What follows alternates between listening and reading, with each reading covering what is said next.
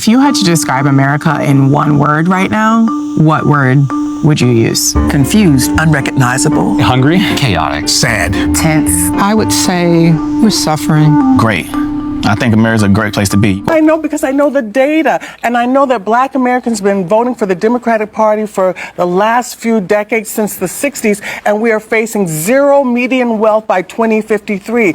I know that Black American families were two-parent households. A traditional family in the 1930s was 87%. In the 1960s, we went down to 65% when LBJ delivered his speech at Howard University. We are now at 25 to 30% two-parent households. Welcome to Georgia.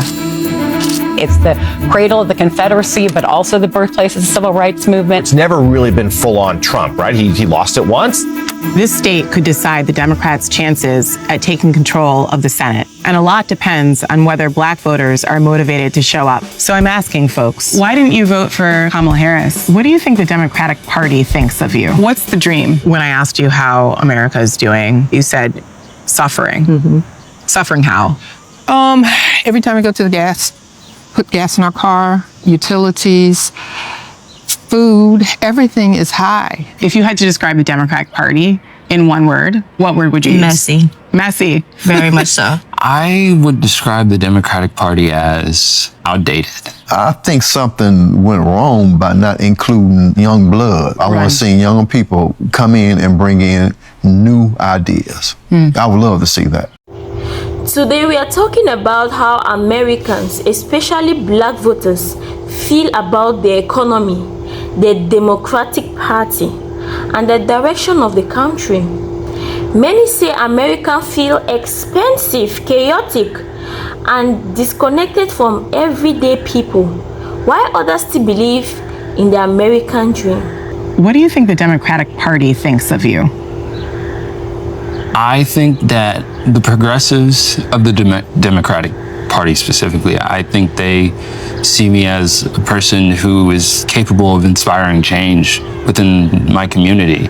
But I would say for a lot of the more the older members of the Democratic Party feels like I'm just another number to get them a vote. We're just pawns in this very strategic, nasty, diabolical game of chess that they're playing, that we don't know what's really going on behind the scenes. I want them to hear our problems, our struggles, what we're actively going through every day. I feel like they're kind of like corporations. What do you think of the Democratic Party?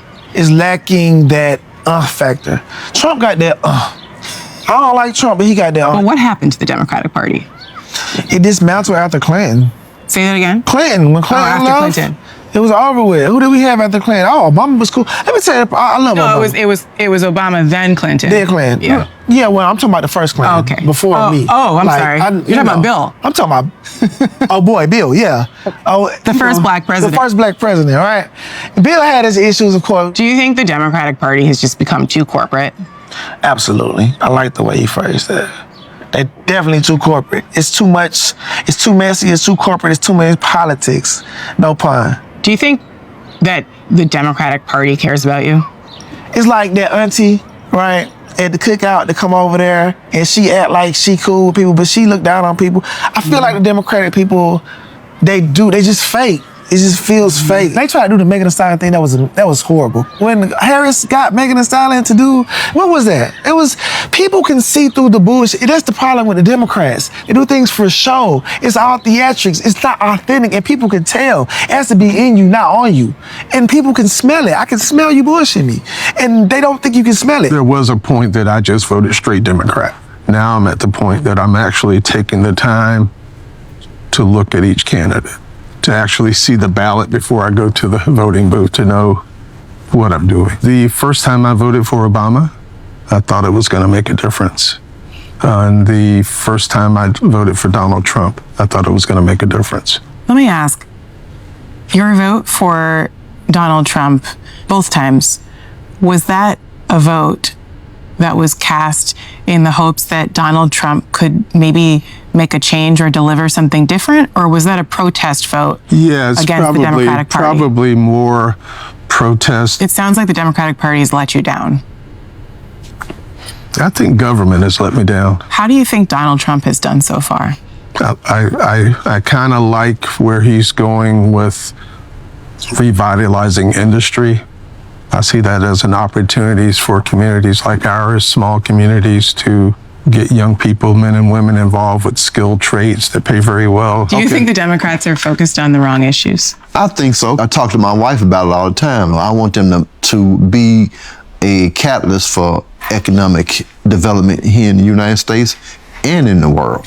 Okay. So if they were to concentrate more on that rather than social issues, I think we could move forward. If I'm hearing you correctly, no matter who was in office, different Republicans, Democrats, white folks, black folks, whoever, there hasn't been change that you've seen. Not in my opinion. Obama was the president for 8 years. Albany still looked the same. Joe Biden became president. Albany still looked the same. Donald Trump was president 2 terms.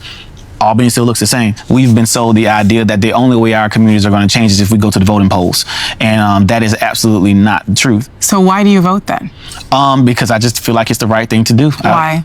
Because too many people died for it. Truly, I only vote to honor the people who fought for me to have the right. Do I have faith? I don't know. I'm just voting because there's a lot of people ahead of me that fought for me to have this right. And maybe one day it'll make sense for me and my kids and my grandkids. Why didn't you vote for Kamala Harris? I feel like at that time in my life, voting was not important to me. I didn't have time to worry about voting or making sure my voice was heard. I was worried more so about surviving and making sure I get to the next day, the next week even, but mainly the next day because it's a day-to-day process for me. Who are some politicians who you do like? I like Bernie Sanders. You like Bernie Sanders? I follow him on every social media platform. I like the New York mayor. Mamdani. I like Mamdani. I like him a lot. What do you like about him? He got that, he's a man of the people, and you can tell that. He can't be bought. He might be able to get bought later, but right now he's pretty thorough in the way he practices when he preach. So you like Mamdani? I do, and I think that he is making a blueprint for future politicians to come. I wish that he could be duplicated and we could have him everywhere, honestly, because I just love how he's for the people. Socialists, the word is like it's like a bad word. To a lot of people, yeah. To a lot of people. But they have some good points. I mean, there's some things that really take care of, some countries that really do have the socialist perspective. They really took care of their citizens. So the word democratic socialism, the phrase, doesn't scare you? Doesn't scare me. What are some of the ideas that you hear from folks like AOC, for example, or Bernie, that you like? That I like, that we need to do this healthcare piece. Medicare for all. Medicare for all. Yes, for all. If you're a citizen, you're born and raised, you should at least be able to go and say, I can get my teeth pulled. Healthcare, I think that should be afforded to everyone, regardless. Now I consider myself to be more in the middle, like moderate. I guess a moderate Democrat or liberal. But I don't think they're too far. Personally, for me, I think that the taxing the wealthy was like one of the biggest things for me, like especially with Kamala Harris's unrealized gains tax. Like that was something that I was a big supporter of, because that's one of the biggest ways that a lot of people who are in the top 1% manage to avoid paying so much in tax. I think that there needs to be something radical to occur in this country. I think people are looking for something radical. What is your American dream? The American dream for me looks like being able to live like my parents did in the 80s and 90s. What actually stood out to me is that many voters are frustrated with both political parties. They are struggling with the rising cost of food, gas, housing, and healthcare. And some believe politicians have become too focused on politics instead of real economic problems. Others want younger leadership, better opportunities, affordable healthcare, and politicians who genuinely listen to them. At the same time, some voters still believe in voting because previous generation fought hard for that right. But what do you think? Have politicians lost touch with ordinary Americans? Let's watch another clip and then we'll come back for our final commentary. If you had to describe life as a Black woman, in 2026? In one word, what word would you use? Perseverance, and maybe even hopeful. My mother forced me to go to the white school, as they called it, because she said I could do it and I needed to do it, and so I did. In the classroom, nobody would sit in a seat in front of me or behind me because I was Black, until we started getting grades. I was always at the top of the class. So then I can remember this one boy sat next to me and would turn around to ask me for the answers. For the answers. You said it feels sometimes like some people in America want to take us back. When you say that, you mean back to Jim Crow times? Yeah. I think Trump would like to take us back to slavery, to tell you the truth. You know, I mean, I think he'd like all Black people to go back to Africa. But maybe he'd keep one or two. You know, we're in a fight to save democracy right now. We have to organize. We have to vote. We have to be vigilant. I talk to my children about everything that concerns us. They know all of their history. What did you tell them about voting? We died. We died. So if we died to do something, it's got to be powerful.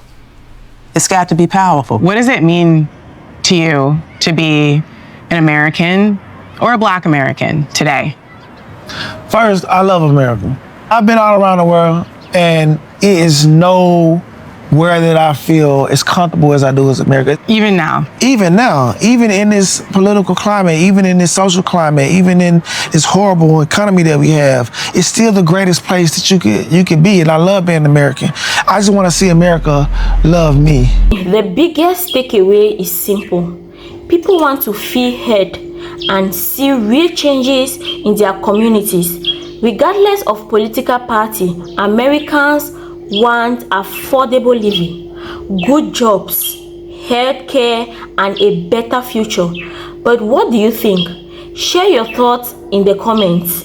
And if you enjoyed this video, please like, subscribe, and turn on the notification bell. Thanks for watching, and I will see you in the next one. Bye bye.